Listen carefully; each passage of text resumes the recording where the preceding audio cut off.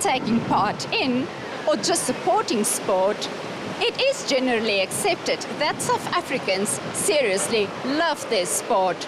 And the South African Jewish community is no exception. So the recent publishing of the first South African Jewish sport magazine could be considered long overdue. South African media, and in fact, South African Jewish media history in the making. The publishing of the first South African Jewish sport magazine targeted at people of all ages interested in sport and health in November is in stark contrast with the closure earlier this year of one of South Africa's most popular sport magazines ever, SA Sport Illustrated. The reason I launched the Jewish sporting magazine Soul Sport is because there is always a need for health, for motivation, and for guidance.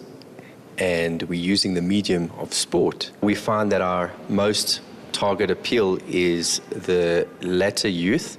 The biannual magazine strives to fuse conventional sport and health magazine content with spiritual content. The Baal Shem Tov, who was one of the great spiritual giants of Jewish history, taught that in every sphere of life one can find a window to divinity, to God.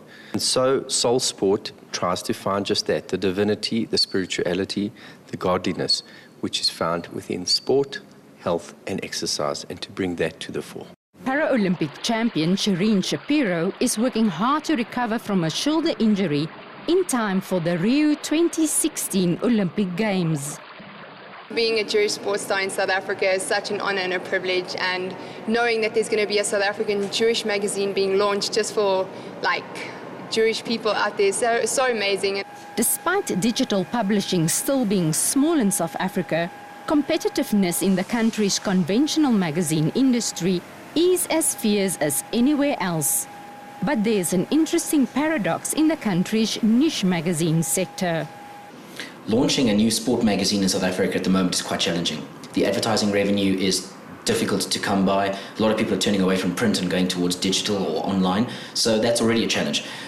A niche publication where you've got an even more limited target market adds to the challenge. With niche publications, both here and around the world, it comes down to, will you be able to convince enough people out there to buy the product to make it a viable publication? I believe you could do it, and especially with sport in South Africa. Everybody loves their sport, and if you look at rugby in this country, when you've got people like Keith Christie saying that you have to have a Jewish boy in every team, with Joel Stransky, for example, the Jewish tradition of sport in this country is very, very strong. So I do believe that a niche sports Jewish-based publication can work. The magazine, which is being distributed at Jewish day schools, community centers and in synagogues countrywide, is free and funded by advertisements. I think it's a really great initiative.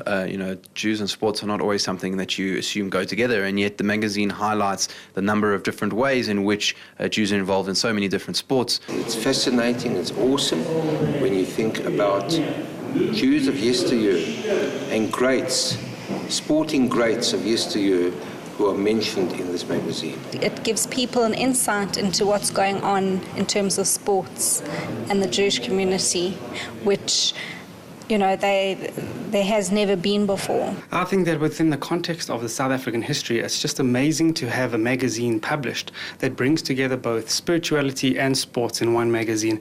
And I think that the context of the South African history has required that this is a need, and I look forward to the next publication. South Africa's first Jewish sport magazine, Soul Sport, promises to be a truly unique niche magazine. But only time will tell how many goals it will score within the Jewish community. I'm Marisa de Klerk in Johannesburg for JN1.